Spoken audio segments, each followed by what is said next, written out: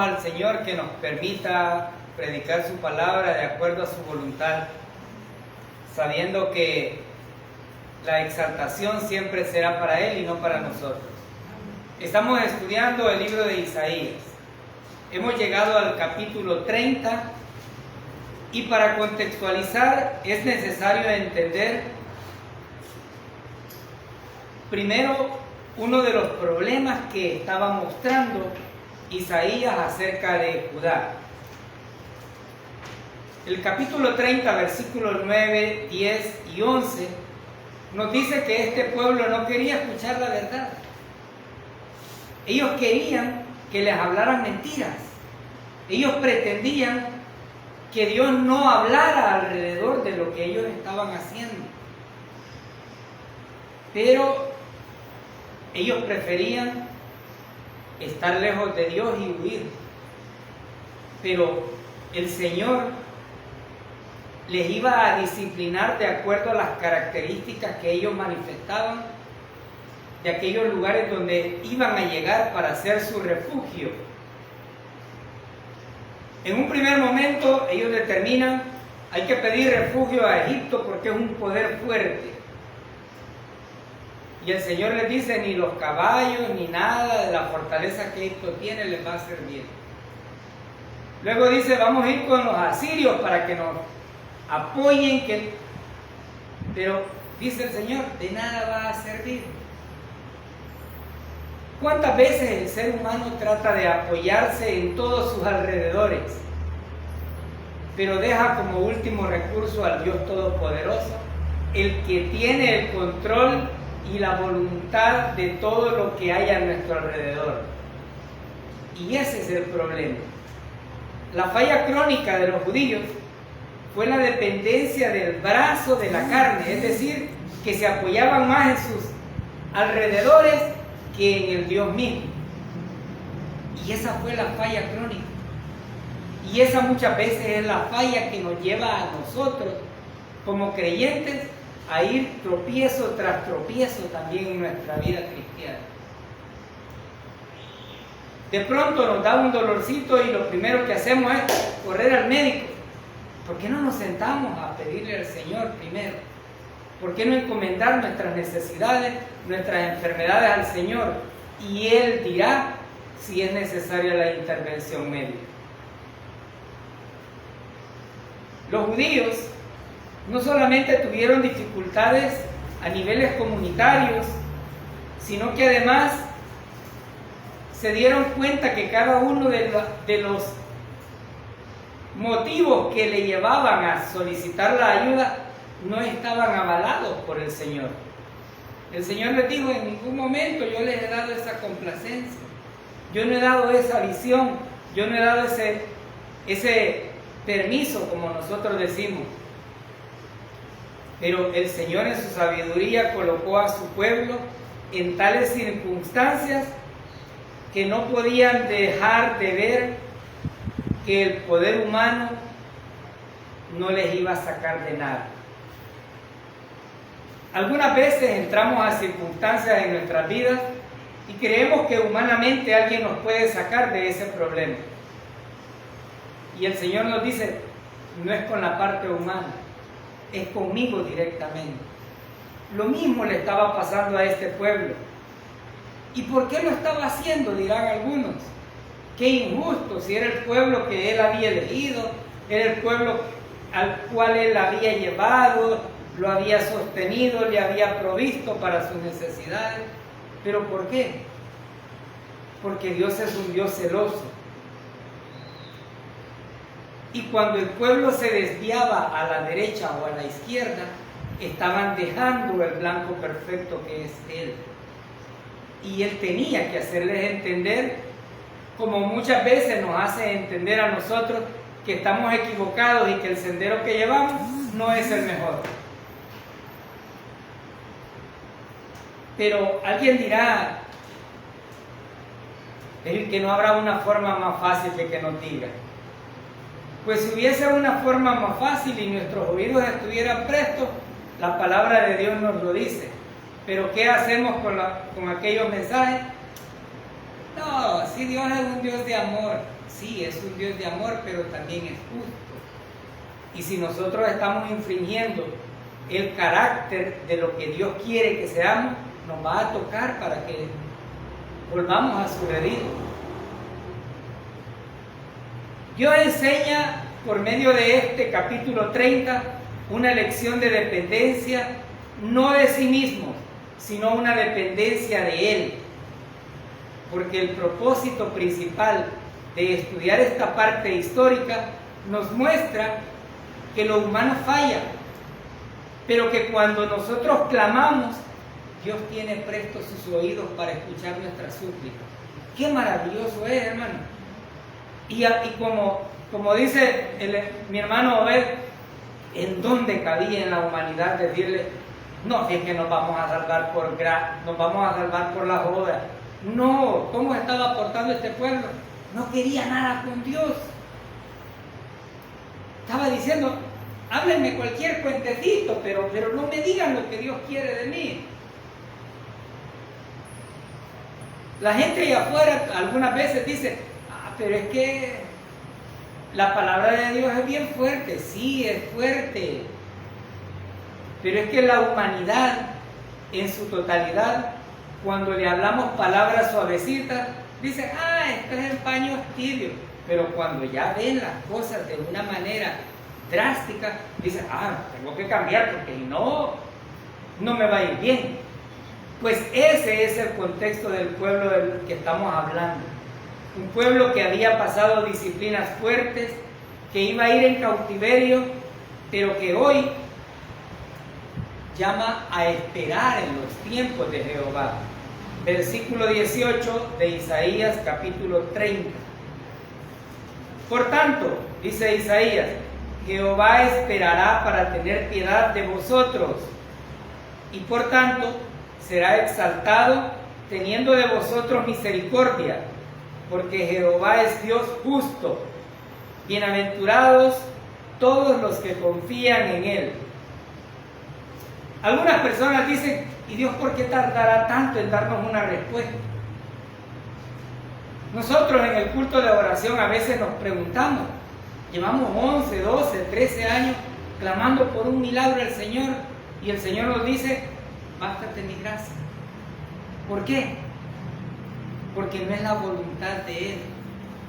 Porque una enseñanza está siendo manifiesta por esa actitud.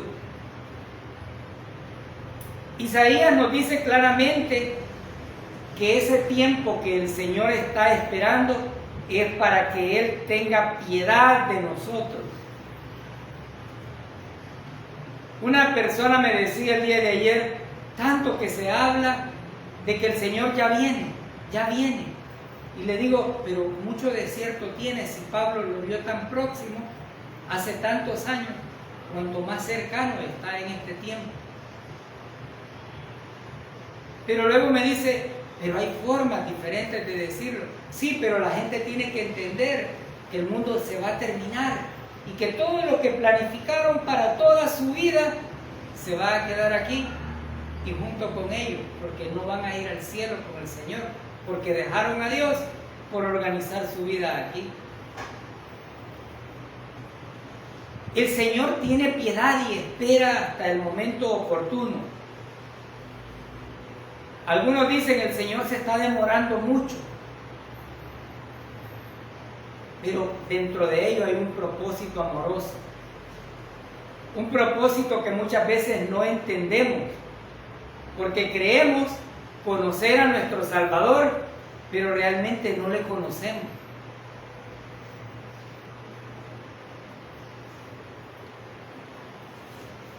Pero la palabra aquí nos dice, por eso va a ser exaltado, teniendo de vosotros misericordia. Y aquí hay un punto importante que nosotros debemos de entender. La misericordia no hace nada para exaltar a quien la recibe, sino a quien la da. ¿Cómo así? Cuando Jehová libró a Israel de la esclavitud de los egipcios, cuando los libró de los asirios, no dijeron Israel salió de ahí, dijeron es la obra de Jehová, el Dios verdadero. Muchas de las cosas que nos suceden son para exaltar al Señor. ¿O no han escuchado de pronto decir ustedes por ahí, ese hombre cómo andaba de perdido y miren cómo Dios lo sacó de donde andaba? ¿Quién hizo la obra? ¿El hombre? No, el que recibe la exaltación, porque tuvo misericordia. Entonces debemos de entender esto, que la misericordia que el Señor da sirve para que nosotros le exaltemos. ¿O no fue eso lo que dijo con la muerte de Lázaro, su amigo? ¿Esto fue para qué, dijo? Para que el Señor sea glorificado, para que Él sea exaltado. Hay personas que dicen, ganan ustedes que tienen varios predicadores, pero no somos nosotros, es lo que Dios hace para la iglesia. Pero aquí nosotros entendemos que la exaltación siempre debe de ser parte de nuestra vida diaria. ¿Por qué? Porque el Señor por misericordia nos permitió levantarnos hoy. O dígame, ¿quién merecía estar de pie este día? ¿Nos ganamos ese mérito? No. ¿Quién anda en ayunas, hermanos? Porque el Señor no proveyó este día para la comida. No, el Señor sí dio ese alimento. ¿Quién no tuvo los cuidados del Señor en este día? ¿Qué está haciendo? Brindando esa misericordia que el pueblo necesita. Los méritos son de nuestro Señor, no nuestros. Isaías dice que esto es para que Él sea exaltado. Porque alguien dirá, pero Israel merecía el castigo que estaba pasando. Sí, lo merecía. ¿Nosotros merecíamos ir al infierno? Sí. Pero ¿qué fue lo que sucedió? El Señor tuvo misericordia de nosotros. Así la está teniendo con Israel. Y Él le dice ahora, Dios es quien va a ser exaltado cuando esté derramando esa misericordia sobre ti. El versículo también dice, porque Jehová es un Dios justo. En nuestro medio es imposible humanamente tener misericordia y justicia a la misma vez. Cuando un delincuente se presenta ante un juez, el juez tiene dos opciones. Uno, tener misericordia. Dos, hacer justicia. Pero si tuvo misericordia, no fue justo porque perdonó el castigo que le correspondía.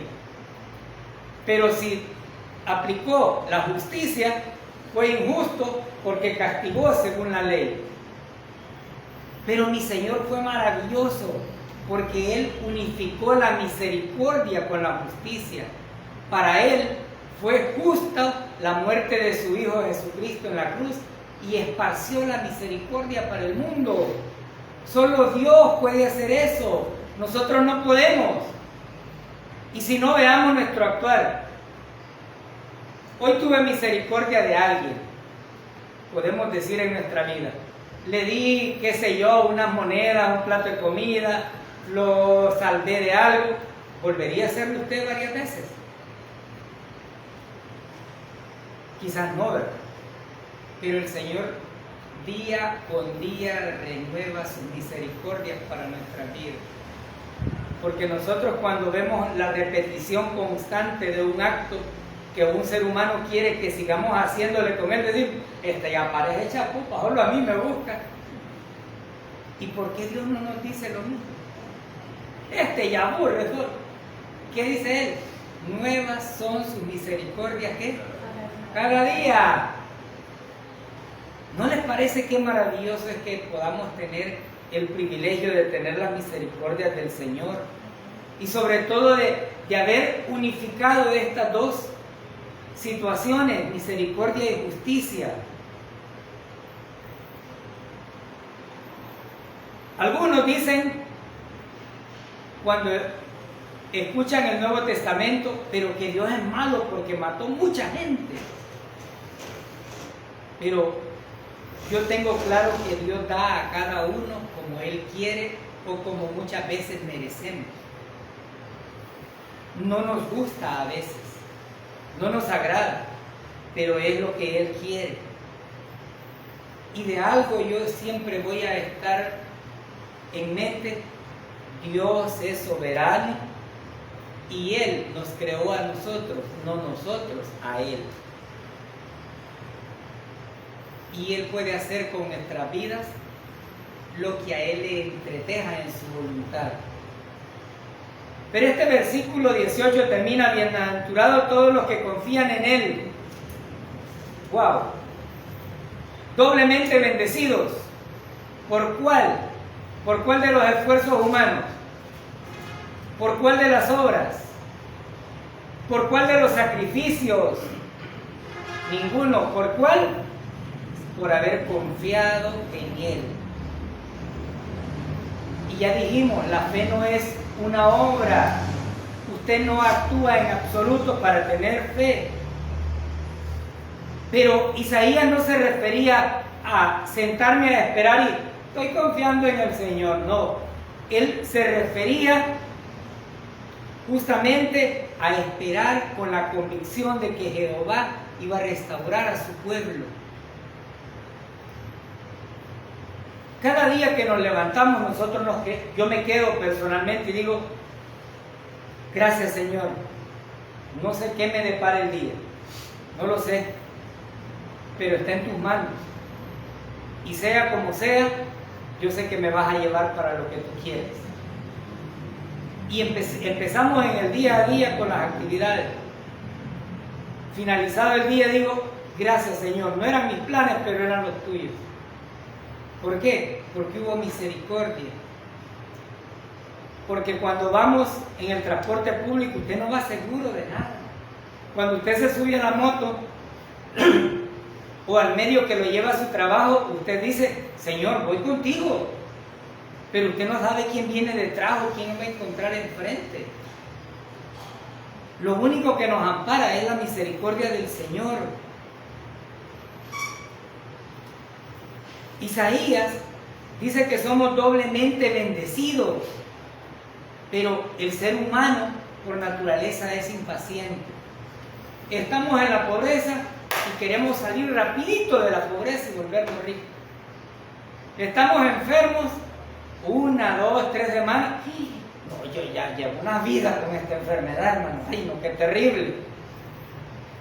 Pero de pronto vemos que hay otros peores y decimos: no, si yo no tengo nada. Es porque Dios está derramando misericordia sobre usted. Porque su grandeza y la doble bendición que Jehová da para aquellos que confían en Él está previsto.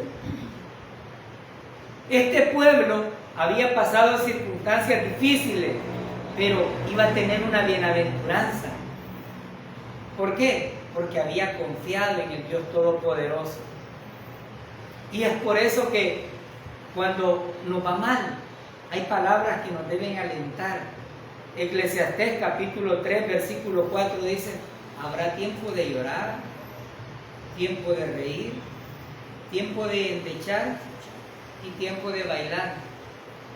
Todo tiene un tiempo, hermanos. Pero el tiempo de Dios es perfecto. El nuestro, no. Porque lo perdemos en cosas insignificantes y nos desviamos por esas cosas insignificantes y dejamos al Todopoderoso por un lado. Esperar en el Señor no es fácil. Fácil es decir: estoy saludable, no me duele nada, no me tomo una pastilla para ningún dolor. Pero ¿qué de aquellos que están pasando procesos difíciles y están clamando al Señor por sobrevivir a un proceso difícil? ¿Qué de aquellos que están presos injustamente y están esperando el dictamen de un juez a favor o tal vez en contra. Esperar en el Señor no es solamente decir, sí, yo me voy a sentar a esperar. No, es saber que la voluntad de Dios puede ser a favor o en contra, pero es la voluntad de Dios. Porque ¿qué esperábamos nosotros de la restauración de los cuerpos que han fallecido? Que estuvieran aquí con nosotros. Pero ¿cuál es la voluntad del Señor? Que estén en su presencia. No es lo que nosotros deseamos. Versículo 19. Ciertamente el pueblo morará en Sión, en Jerusalén, nunca más llorarás. El que tiene misericordia se apiadará de ti, al oír la voz de tu clamor te responderá.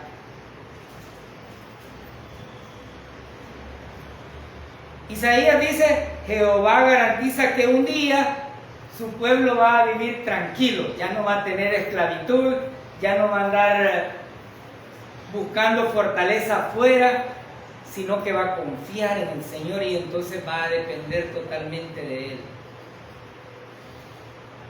Pero también le dice, nunca más vas a llorar.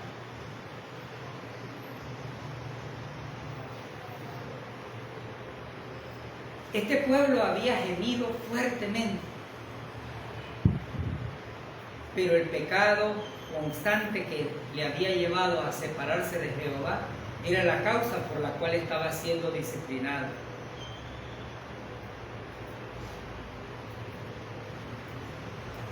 Cuando nosotros aprendemos a confiar en el Señor, podemos tener descanso.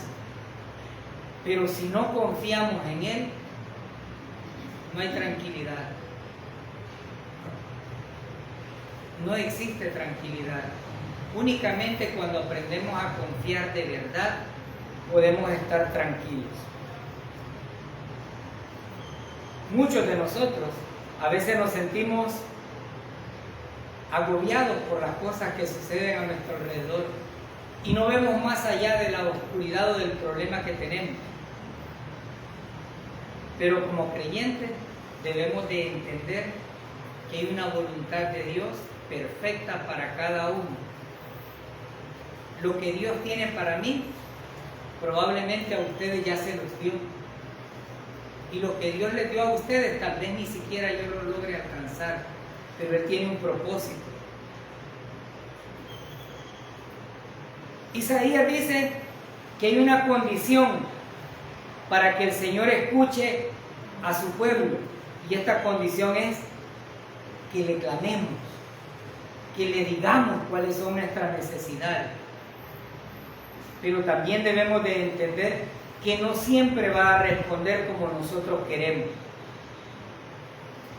pero sí va a responder en el tiempo de Él y no en el tiempo nuestro.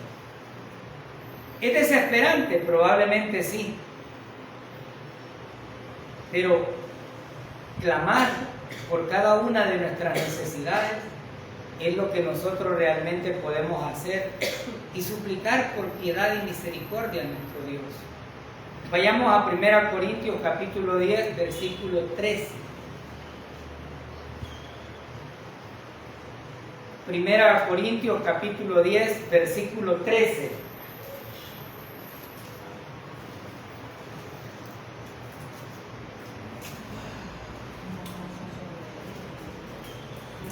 Dice Pablo, no os ha sobrevenido ninguna tentación que no sea humana.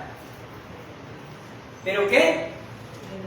Fiel es Dios, que no os dejará ser tentados más de lo que podéis resistir, sino que dará también juntamente con la tentación la salida para que podáis soportar.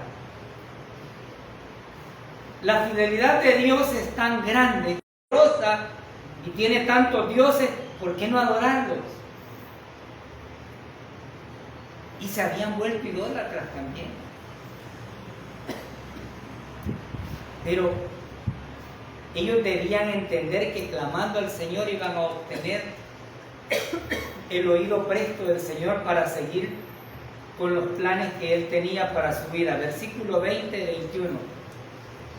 Bien que os dará el Señor pan de congoja y agua de angustia. Con todo, tus maestros nunca más te serán quitados, sino que tus ojos verán a tus maestros.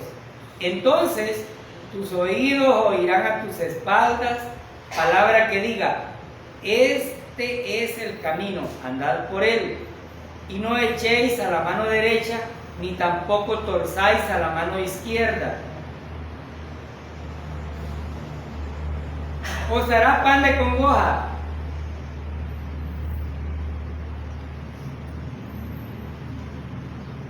Muchas veces, cuando Judá estaba próspero, Judá decía, como aquel hombre rico en la Biblia: tenemos de todo, ¿qué más puedo pedir? Pero solo tenían una cosa que faltaba: escuchar la voz del Señor, obedecer lo que el Señor quería para ellos. Muchos de nosotros, cuando nos sentimos cómodos en nuestra vida, no queremos oír al Señor.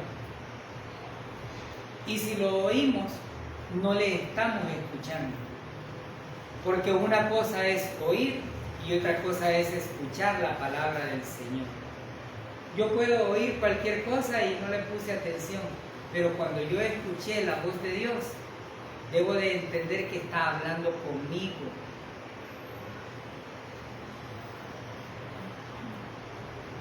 El pan de congoja y el agua de angustia eran cada una de las disciplinas que el Señor había puesto a Israel, y en este caso a Judá. Yo no sé cuál sea el pan de congoja que el Señor os haya puesto en nuestras vidas. No lo sé. Usted sabe qué es lo que le aflige. Usted sabe qué le preocupa.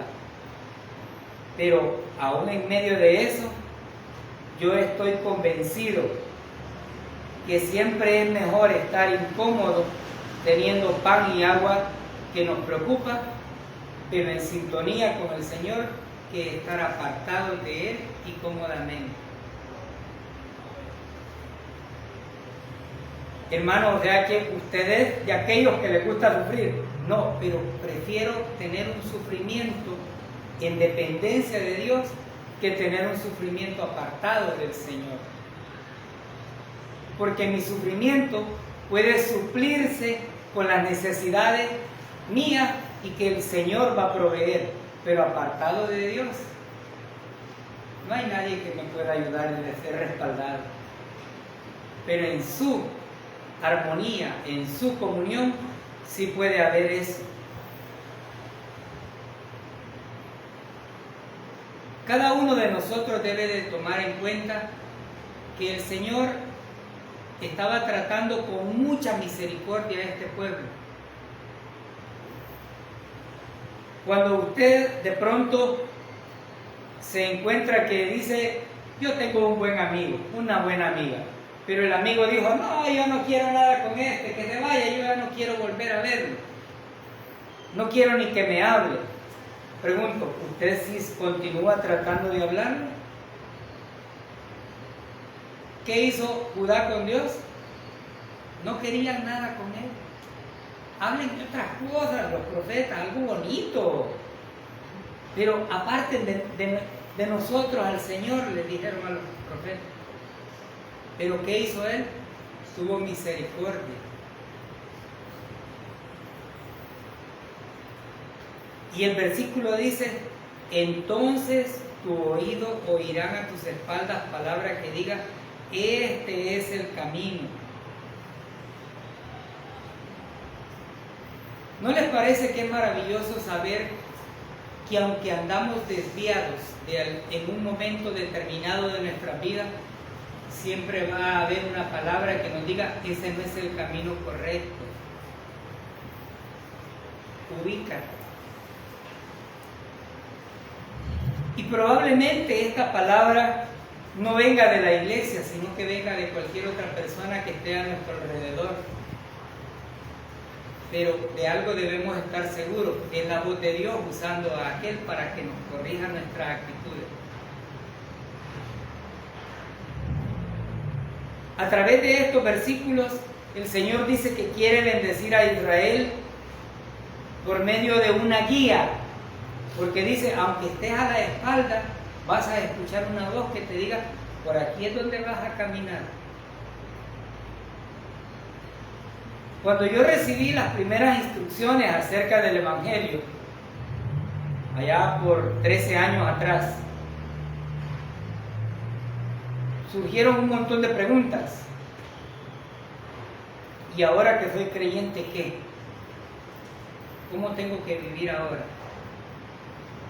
Y durante esos 13 años el Señor ha ido dando paso a paso cuál es el camino que debe de seguir cada uno de nosotros. Usted puede tener mucho más tiempo, y qué bueno, yo me alegro. Si ustedes me preguntan, me hubiese encantado nacer en la obra del Señor, pero Dios tiene un propósito y tiene misericordia de quien Él quiere. Pero el Señor promete bendecirnos, pero hay que escuchar su palabra. Hay que ser obedientes a su palabra, porque cuando desobedecemos, primero vamos a tener la disciplina y después, si la misericordia de Dios nos alcanza, nos va a bendecir. Versículo 22. Entonces profanarás la cubierta de tus esculturas de plata y la vestidura de tus imágenes fundidas de oro. Las apartarás como trapo asqueroso. Sal fuera, les dirás.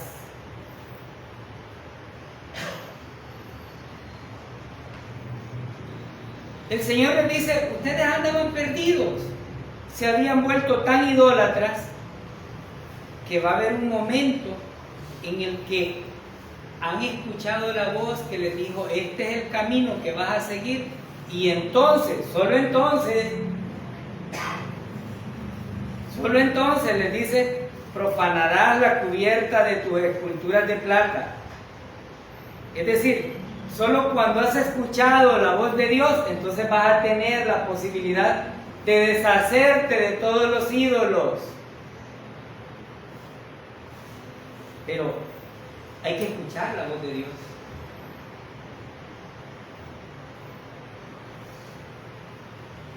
Este pueblo no significaba que no hiciera adoraciones. Durante los capítulos anteriores vimos que ellos hacían todos los ritos religiosos. Pero la Biblia nos dice, e Isaías nos testifica que lo hacían como una obra humana, como un mandato humano, no con el propósito de agradar al Señor. Por lo tanto, ellos habían creado sus propios ídolos y decían, a este vamos a adorar. Pero el Señor no comparte la adoración con nadie. Y aunque nosotros hemos aprendido que los ídolos, como dice Pablo, no son nada, cuando nosotros ponemos la vista en un ídolo, estamos desviándonos del propósito de darle la honra, la gloria y el honor a quien la merece. Y es interesante cómo Isaías utiliza esto y dice que lo va a profanar. ¿Qué es profanar? Muchas veces la gente utiliza objetos o cosas para tratar de agradar a Dios, pero aquí se trataba de los ídolos. Y le dice, los vas a apartar porque Jehová no quiere ningún medio para llegar a Él. Mucha gente todavía sigue utilizando un medio y dice, no, nosotros no adoramos a los ídolos, pero son un medio para llevar la adoración al Señor. Pero con mucho respeto y corrección digo, no hay otro medio sino el Salvador, nuestro Redentor, el Cristo. Cuando decimos que hay otro medio, estamos diciéndole al Señor, quítate, tú no haces el trabajo, pero Él lo hizo todo completo. Pero otra de las cosas que me llama la atención que Isaías lo recalca y dice, los apartarás como trapo, ¿qué? Asqueroso. ¿Qué son los ídolos para Dios? Algo que no tiene sentido, algo que no vale nada. Y literalmente esta palabra trapo asqueroso hace referencia a un trapo que usaban las mujeres en el periodo de menstruación, un trapo menstrual, algo que ya no lo van a volver a usar.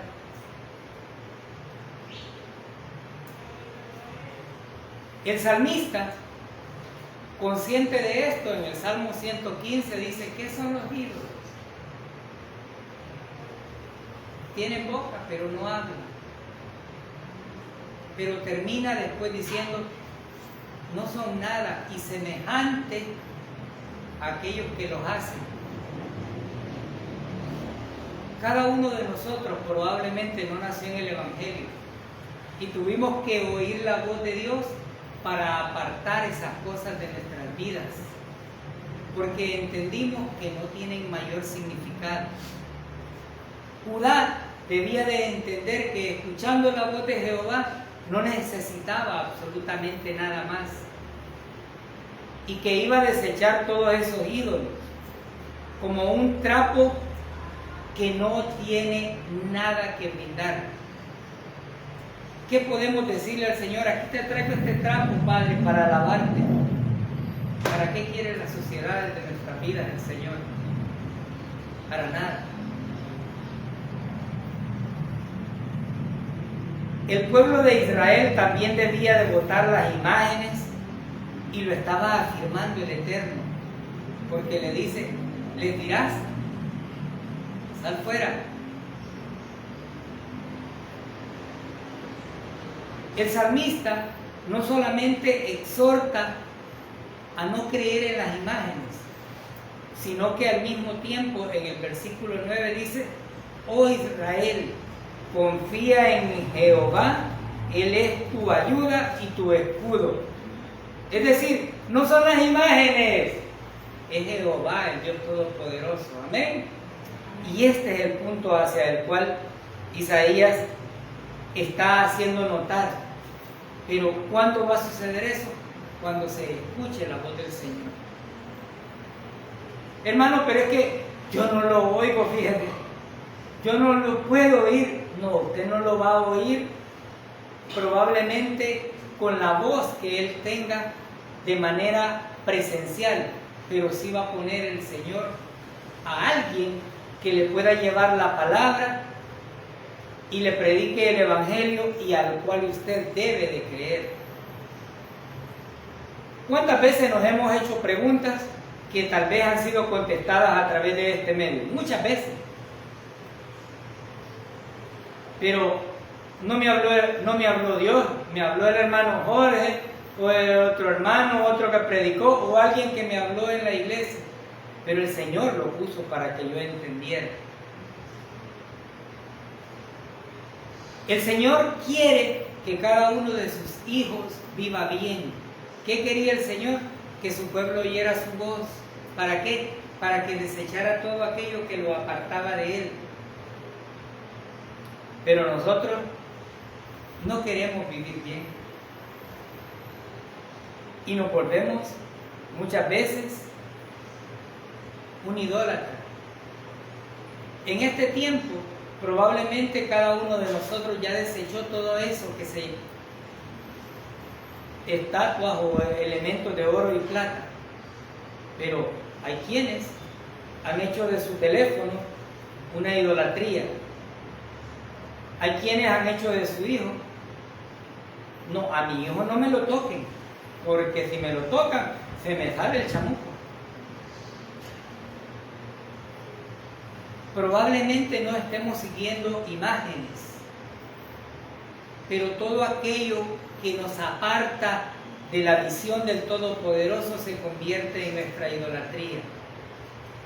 Nuestro trabajo, nuestra familia.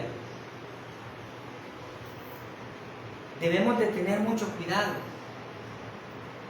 porque el Señor estaba dándole hasta este punto bendiciones que el pueblo necesitaba. Y va a continuar, versículo 23 al 26. Entonces, es decir, cuando ya desecharon todo aquello de oro y plata, dará el Señor lluvia a tu sementera cuando siembres la tierra, y dará pan del fruto de la tierra, y será abundante y pingue. Tus ganados en aquel tiempo serán apacentados en espaciosas dehesas. Tus bueyes y tus asnos que labran la tierra comerán grano limpio, aventado con pala y criba, y sobre todo monte alto, y sobre todo collado elevado, habrá ríos y corrientes de aguas en el día de la gran matanza, cuando caerán las torres, y la luz de la luna será como la luz del sol, y la luz del sol 7 veces mayor como la luz de 7 días. Y el día que vendare Jehová tus heridas de su pueblo, y curaré la llaga que él causó. El Señor ahora promete bendecir magnitudmente, y dice: vas a tener buenos cultivos, tus bueyes van a comer bien, pero también dice: yo voy a curar tus heridas, yo voy a sanar, yo voy a tener el cuidado de cada una de las necesidades que tú tienes, yo voy a ser tu médico. ¿Por qué lo estaba haciendo? Porque es un Dios justo, de misericordia, porque además de eso estaba preservando ese remanente fiel que había en Israel, y porque además Él iba a ser exaltado al derramar misericordia con este pueblo.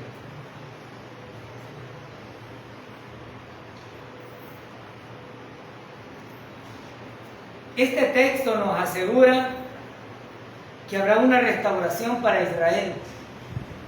Apocalipsis nos lo ratifica.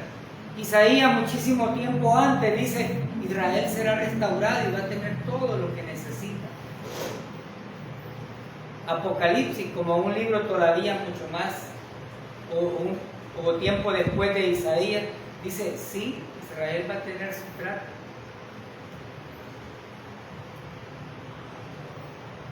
Pero cada cosa lleva su orden. El Señor promete no solamente el hecho de cómo va a restaurar. Él dice: Él te enviará la lluvia para que la semilla que siembres en la tierra sea próspera. Él dará para que la semilla produzca un alimento. ¿Quién? Él. ¿A quién está dirigida la mirada en estos versículos? A Él, no al pueblo. El pueblo no tenía prosperidad por sí solo. Cada uno de nosotros, cuando nos creemos autosuficientes, somos peores de lo que debemos de ser. Pero cuando dependemos del Señor, nuestra vida transita mejor. Pero no solamente le provee una bendición en gran escala, versículos 27 y 29. He aquí que el nombre de Jehová viene de lejos, su rostro encendido y con llamas de fuego devorador, sus labios llenos de ira y su lengua como fuego que consume. Su aliento, cual torrente que inunda, llegará hasta el cuello, para zarandear a las naciones con criba de destrucción, y el freno estará en las quijadas de los pueblos, haciéndoles errar. Vosotros tendréis cántico como de noche en que se celebra Pascua, y alegría de corazón como el que va con flauta para venir al monte de Jehová, al fuerte de Israel. Estos versículos 27 en adelante nos hablan sobre el castigo de aquellos que no han confiado en el Señor. Y dice: he aquí que el nombre de Jehová viene de lejos, su rostro encendido con llamas de fuego devorador. con criba de destrucción. Habrá destrucción para estas personas. Pero quiero que nos centremos en un punto donde el versículo 29 dice: pero vosotros, ¿qué? Tendréis cántico como de noche, en que se celebra Pascua, y alegría de corazón como el que va con flauta para venir al monte de Jehová, al fuerte de Israel. Cuando el mundo esté pasando todas las adversidades, esté sobrellevando los sellos, las copas, los jinetes del Apocalipsis, el pueblo de Israel estará con cánticos. Y aquellos que hemos confiado en el Señor como nuestro único y suficiente Salvador, vamos a compartir esos cánticos de alegría, porque no vamos a estar en ese proceso de destrucción. El Señor estaba diciendo una profecía más para que el pueblo entendiera que iba a haber una destrucción de todo, pero que ellos iban a estar alegres, porque su alegría no era por los méritos que habían hecho, sino por lo que Jehová estaba haciendo por ellos. La salvación es el regalo que Jehová Dios planificó por medio de su Hijo Jesucristo. No es el premio, no es lo que yo puedo ganar, es el regalo. ¿Qué debo de hacer para recibir este regalo? Confiar en el Señor Jesucristo como único y suficiente Salvador. Creer que la obra que Él hizo en la cruz, derramando su sangre, siendo escupido, siendo lapidado, siendo golpeado, deformado de su rostro, fue el pago por mis pecados. Yo lo creo, y cuando yo lo creo, soy salvo. Amén. El Señor establecerá un juicio, y este juicio será para aquellos que no quieren creer en Él. Pero le da un aliento a Israel: tú vas a cantar, tú vas a tener gozo.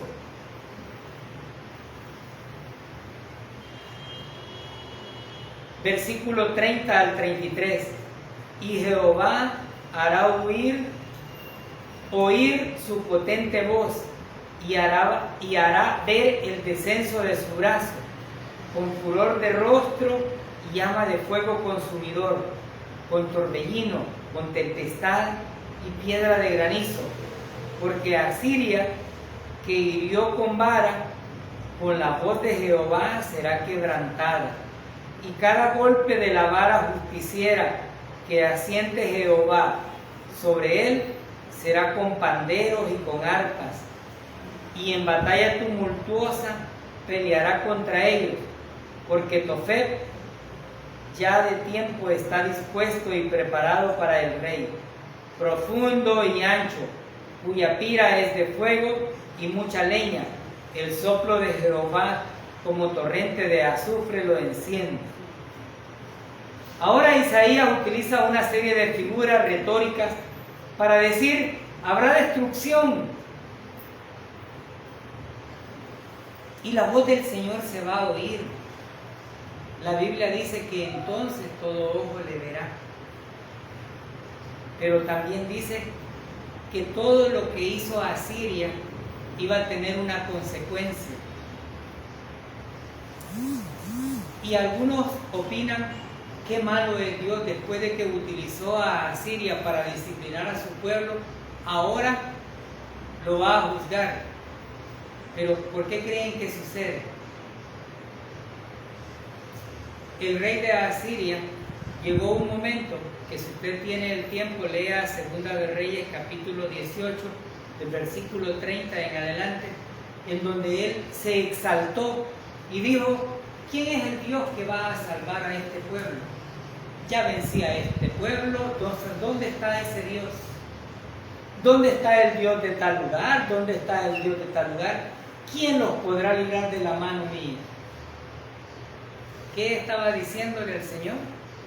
Yo soy el poderoso y tú no tienes nada que ver en él.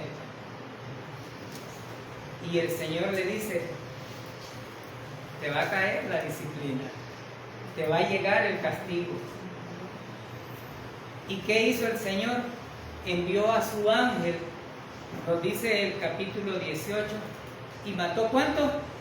185,000. Oiga, ¿quién luchó? ¿El pueblo de Israel? No. Las batallas que había ganado Israel no las había ganado él, sino que era Jehová Dios luchando para que su pueblo caminara por las sendas que él había preparado. Cada batalla que usted logra sobrepasar es Dios regalándole gracia sobre gracia para que usted camine sobre esa senda. Y la senda de la salvación es uno de los regalos más grandes. Cuando este hombre creyó que no había nada que lo pudiera detener, el Señor le dijo, ay papacito, no sos ni la última Coca-Cola en el desierto, ni la última botella de agua. Aquí te vas a quedar. Y es que el Señor estaba justamente dándole a él lo que él merecía. Porque aunque había sido un instrumento, él se había elevado demasiado. Nosotros solo somos el instrumento por medio del cual el Señor nos habla. Pero el día que nos levantemos y lleguemos más alto, más fuerte va a ser nuestra caída. El Señor ya tenía todo preparado para esto. Ya había un lugar en el cual todo iba a suceder. La Biblia nos dice que habrá sangre, ¿hasta dónde? Hasta la trompa de los animales. Yo no sé si usted esa ilustración por un momento se pone a pensar y dice, wow, será terrible. Pero de todo ello, Jehová quiere librar a aquellos que confían en Él. Por eso dice, doblemente bendecidos aquellos que confían en Él.